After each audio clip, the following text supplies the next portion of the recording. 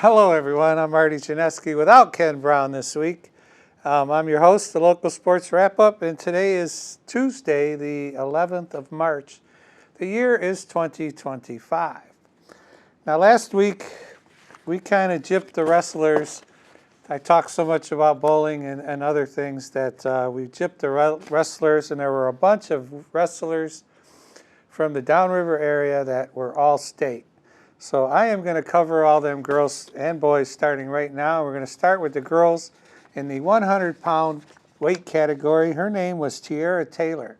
She wrestled out of Gibraltar Carlson, and at the state meet, unfortunately, she lost her first match, but then went on in the losers bracket all the way through, won her next 4 matches, and then finished 6th overall in the 100 weight class, and that gives Tiara Taylor a state title as far as the state qualifier. So she's all state. Good for Tiara. Another girl in the 135-pound weight class from Allen Park, who throughout the year was 28-7, was Adeline Tusini.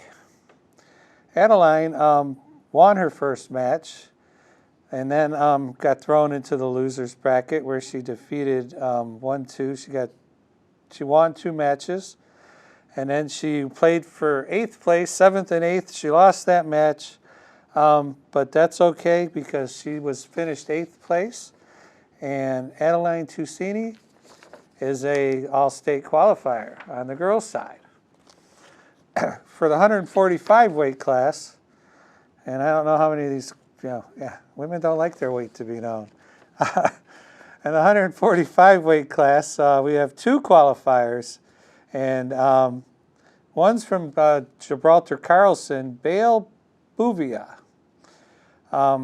Bayle, B-A-Y-L-E, won her first match, then got thrown in the losers bracket, won that next match, then got defeated, and she also finished 8th place from Gibraltar Carlson. She is all-state. Congratulations to Bayle Bouvia. Also in the 145 class was from Riverview, Gabriel Richard, was Rihanna Venegas. Throughout the season, she was 23-2, and she won her first match, and then her second match got tossed into the losers bracket, where then she got defeated. She won her third match, and then lost the finals as far as on the loser side. You would play 3rd and 4th place, played each other, and she finished 4th. Or no, she finished 3rd. My bad. I can't read my own handwriting. So Miss Venegas was the third in the state of Michigan at the 145 weight class, and she is a all-state qualifier. In the 155-pound weight class, we had a local girl from Southgate, Brooklyn Sage. Miss Sage won her first match against a girl from Lansing Sexton, and then she lost her second match, moved into the losers bracket, won her next match.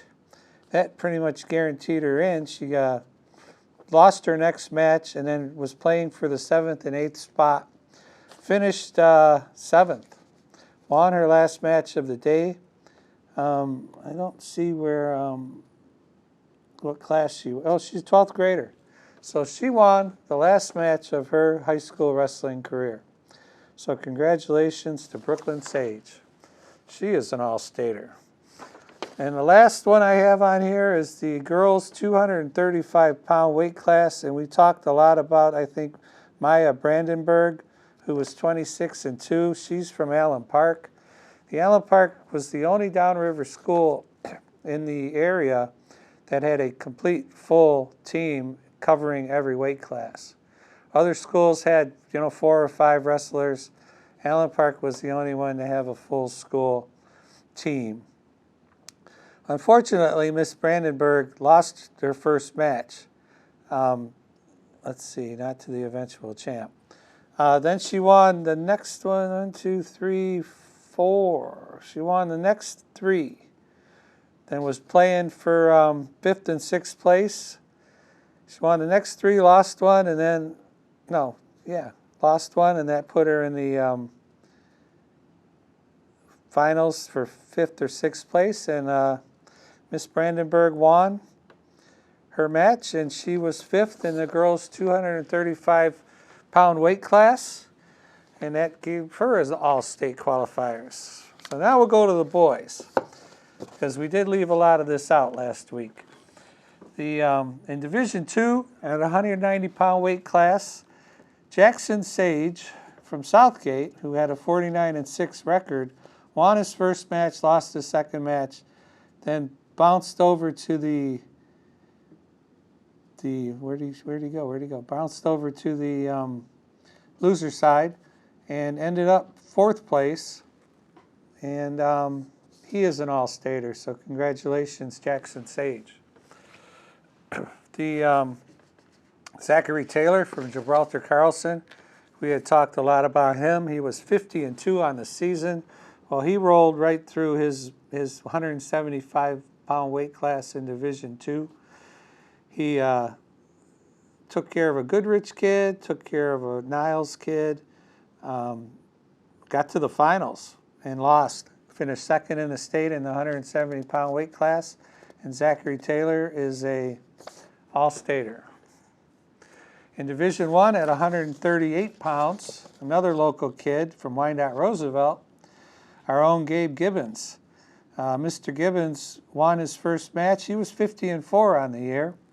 He won his first match, and he got tossed to the loser's bracket where he won twice, then lost, so he was playing in the 5th and 6th place division position, and he ended up losing that match too. Mr. Gibbons is a senior. He is 6th place in the weight class of 138 in Division I, and he is an all-state wrestler. We had our bowling banquet last night. I got bowling on my mind.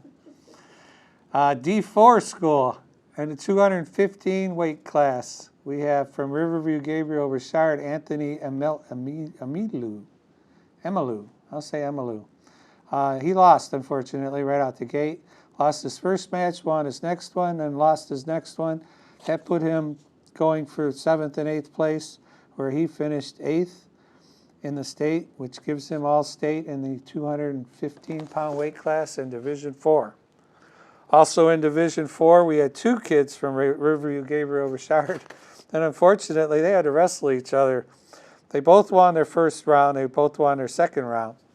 Well, then the third round, Sebastian Martinez, who we talked about, was the one that had won 4 in a row, four weight classes. And the other kid, Max Rinnie, Rinnie lost and got bounced to the loser's bracket, where he ended up finishing 4th place. So he was all-state. Congrats to Max Rinnie. And then, obviously, we talked about him last week. Sebastian Martinez went all the way and won the state title in the D4 175-pound weight class. Also in D4 at 138 pounds, another Riverview Gabriel Richard person, Luke Harrington. Luke won 3 matches. 1, 2, 3, won 3 matches. He was wrestling for the title. And unfortunately, he lost the title match. It says decision 4-1. But he was a second state runner-up. He was a state runner-up. So Luke Harrington, all-stater in wrestling. And I have one more left, local kid. And, one kid left from Riverview Gabriel Richard again. Andrew Frazier, who won his first match, got knocked into the loser's bracket, won his next 3, and was playing the 3rd or 4th match and won that one. So he finished, he won it 2 minutes in by a fall. I believe a fall is when you knock them out of the ring. I have to talk to my wrestling friends and figure out what that is. But I just want to say congrats to everybody who, all the all-staters in wrestling, the boys and the girls. And let's see, where was Luke? Luke is a 9th grader. No, Andrew. Andrew Frazier is a 9th grader. So he has 4 more years of that. What weight class was he? 126. I have a funny feeling Luke is gonna he's gonna move up a weight class next year. We talked about that, how they don't stay at 126 because they're all growing boys. Next up, we have 8 local divers who qualified for the state finals. And last Thursday, diving regionals for the Michigan High School boys swimming and diving season were held across the state. 200 divers were looking for these cherished, I think, 60 spots, if I'm not mistaken. Each 8 divers advanced from here through the states. You can do as many as 11 dives. You do 5 dives, it can be a long day. You do 5 dives, then the judges throw out the low so many, then they do 5 more dives, and the judges throw out the low so many, and then you get 3 more chances to nail it. No splashing. So that's how that works. By the night's end, a trio of downriver area schools, Allen Park, Riverview, and Trenton, will each be sending 2 divers to the championships next weekend. The best individual finish, however, of the 8 total locals was Wyandotte Roosevelt's Eli Shimko. He finished 4th out of 21 divers with a final score of 351.6, whatever that means. He finished more than 100 points back of the individual champion, who was Stuart Knight of Ann Arbor Skyline, but was nearly 40 points ahead of 5th place. So he was comfortably in there. And this is the 3rd time in 3 years that Mr. Shimko is going to the state finals in diving, Division II. Elsewhere, Allen Park saw Joshua Booher and Xander Warnick. They finished 7th and 9th, respectively. And Booher, who qualifies for a 2nd straight year, he was in 5th place after one of the rounds, but he settled for 7th. And I imagine when they move you to the next round, you get to keep your points, because if they took your points away from you and started from scratch, I don't think it'd be fair at all. Another returning state qualifier is Jay Starl of Gibraltar Carlson. He finished 1 spot ahead of Booher in 6th place. He was the Downriver League champ, by the way, in diving this season. Starl nearly matched his score from the regionals of a year ago with 313. In D3, Trenton and Riverview occupied 4 of the 10 state qualifiers. They were out in Lance Cruz, north in Macomb. I'll bet that's a nice swim facility, just 'cause. Trenton, it was a pair of freshmen. Pretty cool. Tyler Clements and Ibrahim Al-Zarouf. They were in 5th and 6th place. And that's D3. In Riverview, it was Aaron Fabick and Connor Duke. They rounded out the qualifiers in 9th and 10th place, respectively. It doesn't say what they are, but I think Trenton, everything's looking good if you get a couple of freshmen in there. They know where to go. That'll be great. That'll be great if they can be a 4-timer. So this weekend's a big weekend. The diving finals, they conclude with the swimming finals next week. Actually this weekend, the 14th and the 15th. The D2 finals are at the campus of Oakland University in Rochester. The D3 finals will take place at Eastern Michigan University in Ypsi. And the D1 championship will convene at the Holland Aquatic Center on the left side of the state. That would mean over here. To go through the similar process the divers will that they did for regionals. They start on Friday with preliminaries, where each competitor will perform 5 dives. Round of cuts will trim down the field to 20, who will then perform 3 more dives. Top 16 left standing following Friday's prelims will advance and perform 3 dives for the official finals on Saturday. One more thing about swimming.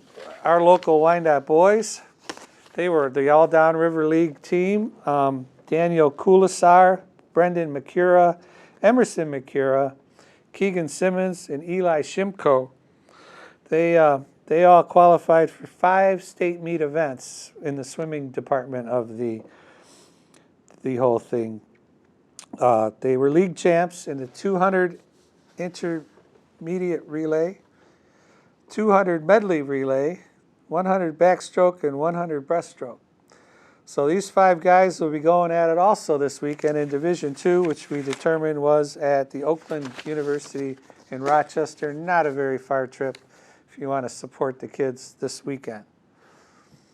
As we move on, this is the All-State show. 8 downriver area skaters earned All-State honors in hockey. One of my favorite sports. It's a fun game to watch. The poor Red Wings now have lost 6 in a row. And the big talk today on local sports was, have you given up on them? Are they dead? Or can they come back and win a few in a row? They are now officially 4 points out of the last wild card spot. I don't know. I'm up in the air about it. I don't want to give up on them. They have a whole month of the season left, but they better start winning. And yesterday they had 40-some shots and wasn't even close. They lost 2-1. Anyway, the season came to an end. 3 state championship games. We can start there. This is no shock either. Detroit Catholic Central, Division I. Flint Powers Catholic, Division II. Orchard Lake St. Mary's, Division III. They're all carrying the state championship trophy. Something about them Catholic schools and the athletes they can pull in and the money it takes for hockey. Just saying. 8 players from the Downriver region earned All-State honors, 6 of those right here from the Power Program of Trenton. Headlined by Donovan Durbin. Mr. Durbin led both Trenton and all Downriver 80 area skaters. He had 83 points, 38 goals, and 45 assists. He was one of 3 Trenton Trojans to be named first team All-State, defenseman Landon Leone, and goaltender Evan Civey. So those 3 were All-State. One thing about the goalie had a lot of help because defenseman Landon Leone really didn't score a lot, but he sure stopped a lot of goals. 3 other Trenton guys ended up second All-State honors, second team. That was Nathan Sparks, Zach LeMay, and Patrick Rogowski. And they get that from the Michigan High School Athletic Coaches Association. And Sparks, the senior forward, he only had 10 goals, but he had 32 assists for Trenton. His line mate LeMay, he had 50 points, scoring 17 times and 34 assists. That's 51. Must be a typo. And Rogowski is a strong defenseman on the blue line. He had 16 points, 7 goals, and 9 assists. But the fun part of this whole article is that elsewhere locally, Wyandotte Roosevelt's Eli Harrell joined the group of Trenton players to receive second-team honors, while Riverview Gabriel Richard's Jake Seski was named third-team All-State. Eli Harrell from Wyandotte, he had top pure goal scorer. He had 49 goals. That was the area's best. That was the Downriver League's best tally, 49 goals. Now, I remember me and Ken talking about him scoring 5 times in one game. Kid must be fast, and the kid must have a knack around the net because speed, you can't teach speed, and if he can outskate people, he's going to have scoring chances. And he must be really good at finding that little opening up over the goalie's shoulder or the side or the 5-hole. So that's pretty cool. And Seski, the Gabriel Richard kid, he scored 9 goals, picked up 5 assists. He was third team. But Eli Harrell, congrats, man. You're an All-Stater. And I think this kid is just a freshman. For some reason, my brain wants to say he's a freshman. I could be wrong. So we'll get the basketball brackets. A lot of downriver action. Some teams locally are left in it. Some have gotten eliminated. On the girls' side, they are playing actually tomorrow, the 12th. They've got a bunch of games. Now, the only local teams that really made it in Division One, if you count Detroit Renaissance, Wayne Memorial, Detroit Cass Tech, Dearborn, Allen Park, and Belleville. Belleville ended up winning their regional semifinal over Dexter, 79-40. They're going to take on Heartland tomorrow. Allen Park, unfortunately, got dumped on by Temperance Bedford, and we talked about that last week, how Bedford rolled Trenton and Woodhaven, or Trenton and Carlson, can't quite recall, but rolled them both. Well, they didn't let up any. It was 57-23, and Allen Park girls was a pretty good team, and that's a that's them. So Temperance Bedford, they get the right to take on Detroit Cass Tech, who took care of Dearborn, and the last one in Division One, Wayne Memorial, who gets to take on Detroit Renaissance, who both won their games by about 16 points. So that's a different Division One. In Division Two, there's only a few local schools that are left. You got Carlton Airport, Romulus, Ann Arbor. Well, I put Ann Arbor Gabriel Richard just because they rolled Romulus. They're moving on to play Tecumseh. Detroit Edison, they rolled Detroit University Prep 88-23. They're going to take on Ferndale. And Detroit County Day moved on against Warren Regina. So we're down to the final 16 in Division II. They're going to play the 12th tomorrow. Then they're going to play against, the winners are going to play on the 18th, the final 8. Semifinals will be at the Breslin Center on March 21st, with the finals being on the 22nd. Which I think is cool that they get to play at the Breslin. They're a week behind the boys. The boys are in the final 8. In Division III, there's really only one school, Allen Park Cabrini, and unfortunately they lost to Ypsilanti Arbor Prep. So they did not make the final 16, but they did make the final 32. And Detroit Pershing is another team, if you call them local. They will be taking on Lutheran Northwest.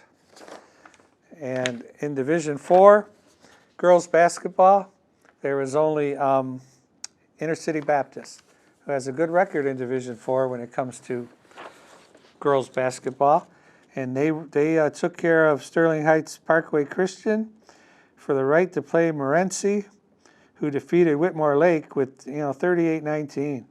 So at least Intercity popped in 48. So let's see if they can move on. It'll be one of our last local teams left from Allen Park. Last with the boys, they're already in their third weekend. They're playing today, the teams that are left. And in Division I, we had 6 teams if you count the Detroit teams and Wayne Memorial. Wayne Memorial, Detroit Martin Luther King, Dearborn, Lincoln Park, Orchard Lake St. Mary's, who I just put in there for the fun of it, and Detroit Catholic Central, who I have to put in there. Wayne Memorial has moved on. They've won both their games. They snuck by UAD Jesuit 72-70 to put them in the final 8. They're going to take on Detroit Martin Luther King, who took care of Dearborn 48-43, and then Lincoln Park had won their first round. And they took on King, no easy task, and they held in there. They lost by 9, 61-52. So King and Wayne Memorial are going at it. Orchard Lake St. Mary's pretty much rolled their 2 games. And Detroit Catholic Central beat Brighton, but then lost to Ann Arbor Huron. So the only team really locally we've got left is Detroit Martin Luther King and Wayne Memorial. And unfortunately, they have to play each other this week. Actually today, right now. Where's the game? UAD Mercy. Doesn't say what time. Division II, Flat Rock and Romulus Summit Academy, the only teams from Division II locally. And Summit Academy's rolling on. They beat Redford, then they beat Adrian, and they're going to take on Lansing Sexton. Adrian, unfortunately, beat Flat Rock. So good luck to Romulus Summit Academy. That's Division II boys. In the Division III boys, really only one team, Riverview Gabriel Richard. And they did win their league. They were very tough on the boys' side. They took care of Ypsilanti Arbor Prep, 85-49. Then they rolled Monroe St. Mary Catholic Central, 77-53. They are going to play Jackson Lumen Christi, and that is going on right now at Ypsilanti Lincoln. So that's for the right. These games are for the right to get to the Breslin Center next week on the 13th. Heck, that's 2 days. That's Thursday. Last one team again in Division 4, Allen Park Inner City Baptist. They are in the Final 8. They beat Detroit Douglas and they beat Clarkston Everett Collegiate. Oh, there we are. And they are playing right now in West Bloomfield against Kingston. Good luck to them. One more announcement as we get ready to wrap up. This is a wonderful thing. Zoom in on that because seniors join us opening day. I could do that, but I'm going to the game with my lovely wife, who's in the audience today. Copeland Center. All right, everyone knows where the Copeland Center is. Friday opening day, noon until the end of the game. That's going to be a good 5 hours. They're going to provide free hot dogs, chips, and a drink along with a dessert, like a chocolate chip cookie. And I can guarantee you could probably, these Yeti cups that I keep on the counter, I heard you could fit a whole bottle of wine in there. Someone told me that once. So you could tailgate probably at the Copeland Center. I never said that, though. You didn't hear that here. You want to get a hold of me, let me know. All you kids that are signing letters of intent, there were a bunch of them this week, but I knew I couldn't get to them. localsportswrapup@gmail.com, right there. localsportswrapup@gmail.com, simple. But anyway, reserve your spot if you need to. Call the Copeland Center. Just call the Copeland Center and reserve your spot. Free hot dogs, come on. Chips and a drink. And door prizes, too. So they'll be giving away stuff. If the game gets boring, you can play shuffleboard on their floor. So I'm going to wrap up now. Today's the 13th. I'm Marty Janeski. Me and Ken are going to work it out. He's coaching softball now. So I already went through that with the kids. So hopefully we can get Ken back here next week or film on a different day. We'll figure out what we can do. Thanks for watching. I want to say hi, Mom. Congrats to all the All-Staters, and good luck to the Roosevelt swim teams, the Squids. Good luck, Squids. Hopefully you guys can bring home a state championship in one of those events. Thanks for watching. I'll see you next week.